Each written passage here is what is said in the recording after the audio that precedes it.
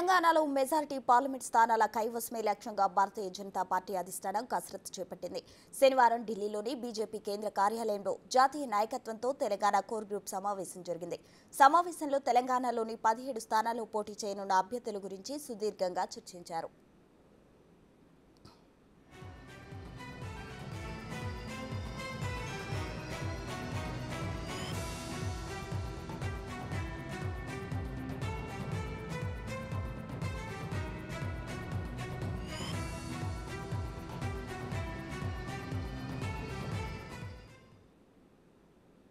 తెలంగాణలో ప్రస్తుతం 17 లోక్సభ స్థానాల్లో 4 స్థానాల్లో సిట్టింగ్ అభ్యర్థులున్నారు.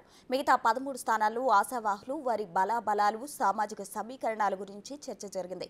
ఒక్కో స్థానానికి 3 నుంచి 5 వరకు ఆశావాహులున్నారు.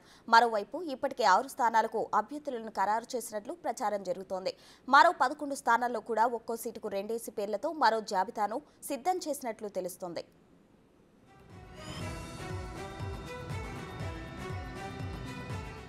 సికింద్రాబాద్ నుంచి కిషన్ రెడ్డి, కరీంనగర్ నుంచి బండి సంజయ్, నిజామాబాద్ నుంచి ధర్మపురి అరవింద్ సిట్టింగ్ ఎంపీలుగా బరిలో దిగనున్నారు. వారితో పాటు చేవెళ్ల నుంచి కొండా విశ్వేశ్వరరెడ్డి, ఖమ్మం నుంచి డాక్టర్ వెంకటేశ్వరరావు, భువనగిరి నుంచి బూరా నర్సయ్య గౌడ్ పోటీ చేసే అవకాశం ఉన్నట్లు చెబుతున్నారు. ఈ క్రమంలోనే మహబూబ్ నగర్ స్థానం నుంచి డీకే అరుణ, జితేందర్ రెడ్డి, మల్కజ్గిరి నుంచి ఈటల రాజేందర్, మురళీధర్ రావుతో పాటు ప్రైవేట్ విద్యాసంస్థల అధిపతి మల్కా కుమరయ్య పేరును కూడా పార్టీ నాయకత్వం పరిశీలిస్తున్నట్లు తెలుస్తోంది.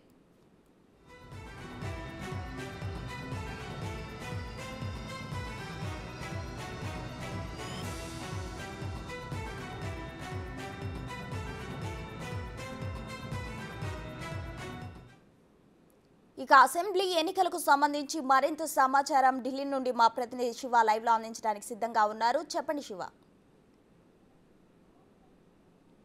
రానున్న లోక్సభ ఎన్నికల నేపథ్యంలో దాదాపు లోక్సభ అభ్యర్థుల కసరత్తు అనేది దాదాపు ఖరారైనట్లు తెలుస్తోంది. కసరత్తు పూర్తి చేసినట్లుగా కూడా తెలుస్తుంది. ఇక అధికారికంగా ఫిబ్రవరి 29న బీజేపీ పార్లమెంటరీ బోర్డు లేదా సెంట్రల్ ఎలక్షన్ కమిటీ భేటీ తర్వాత అధికారికంగా ప్రకటించబోయే మొదటి జాబితాలో అంటే 100 మందితో మొదటి జాబితాను ప్రకటించబోతుంది. దాంట్లో దాదాపు 8 నుంచి 9 స్థానాలకు సంబంధించి తెలంగాణకు సంబంధించి పేర్లను ప్రకటించే అవకాశం అయితే ప్రధానంగా కనిపిస్తుంది. ఈలోపు కొంత అధికారిక సమాచారం ప్రకారం చూసుకుంటే కనుక సిట్టింగ్ స్థానాలు మరో కొన్ని పేర్లను దాదాపు 6 పేర్లను ఖరారు చేసినట్టు తెలుస్తుంది. సిట్టింగ్ స్థానాల్లో 4 స్థానాలు ఉంటాయి. సోయం బాపురాజు మాత్రం ప్రజెంట్ పెండింగ్లో పెట్టారు.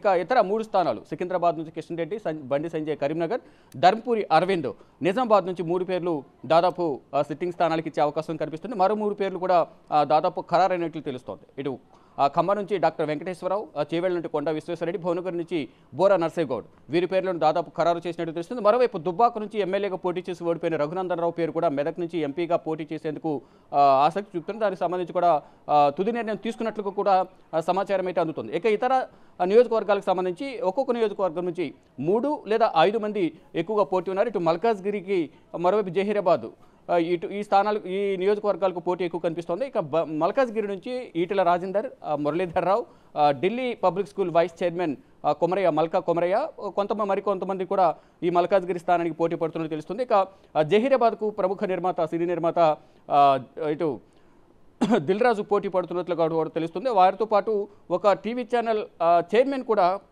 ప్రయత్నాలు కొనసాగిస్తున్నట్టు కూడా తెలుస్తోంది. ఇక ఇతర స్థానాలకు అంటే దాదాపు 17 నియోజకవర్గాలు ఉంటే దాంట్లో 3 నుంచి 5 మంది పోటీ పడుతున్న నేపథ్యంలో దాదాపు 50 నుంచి 55 పేర్లను కిషన్ రెడ్డి అధిష్టానానికి సమర్పించినట్లుగా నివేదిక రూపంలో తెలుస్తోంది.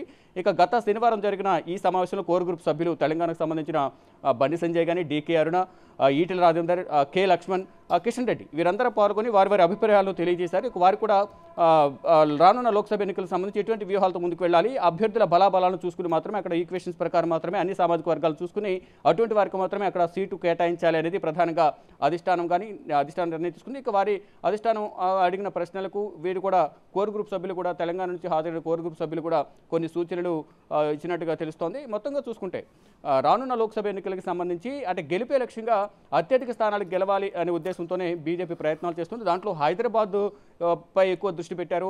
ఎంఐఎం అధినేత ఎవరైతే ఉన్నారో అజదుద్దీన్ ఓవైసీని ఈసారి ఎట్టి పరిస్థితుల్లో ఓడిస్తామనేది కిషన్ రెడ్డి ధీమా వ్యక్తం చేస్తున్నారు. ఆ దిశగా అడుగులు వేస్తాము. ఆ నేపథ్యంలోనే అక్కడ బలమైన అభ్యర్థిని ఎంపిక చేయబోతున్నామనేది ప్రధానంగా కిషన్ రెడ్డి కానీ ఇతర సీనియర్ నేతలందరూ కూడా తెలుపుతున్నారు. ఇక అంటే మరో 4-5 రోజుల్లోనే అంటే 29వ తేదీన కేంద్ర ఎన్నికల election committee, BJP election committee, అలాగే పార్లమెంటరీ బోర్డు సమావేశం ముగిసిన తర్వాత మొదటి జాబితాను ప్రకటిస్తారనేది మరొక సమాచారం అయితే ఉంది. ఈలోపు ఆశావాహులు అయితే రోజు ఇటు కిషన్ రెడ్డి కానీ ఇతర సీనియర్ నేతలు ఎవరుతున్నారు కోర్ గ్రూప్ సభ్యుల ఇళ్ల చుట్టూ తిరుగుతున్నారు. మరికొంతమంది ఢిల్లీ వచ్చి అధిష్టాన పెద్దలను ప్రసారం చేసుకుని ప్రయత్నిస్తున్నారు. అయితే మొన్న జరిగిన సమావేశం అనంతరం అందరూ కూడా కొన్ని విజయ సంకల్ప యాత్ర నేపథ్యంలో హైదరాబాద్ పయనమయ్యారు. కానీ కొంతమంది మళ్ళా ఎవరికి తెలియకుండానే అంతర్గతంగా మంత్రాలు జరిపేందుకు కొంతమంది ఢిల్లీ పయనమైనట్లు, ఢిల్లీలోనే మకాం వేసినట్టుగా కూడా అనధికారికంగా తెలుస్తున్న పరిస్థితి కనిపిస్తోంది. Prasuna. Right Shiva, thank you.